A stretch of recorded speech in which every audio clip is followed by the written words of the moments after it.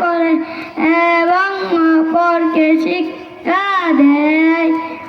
3 number হাদিস শরীফ তলাবুল ইলমি ফারিদাতুন আলা কুল্লি মুসলিম। 3 নাম্বার হাদিস শরীফের অর্থ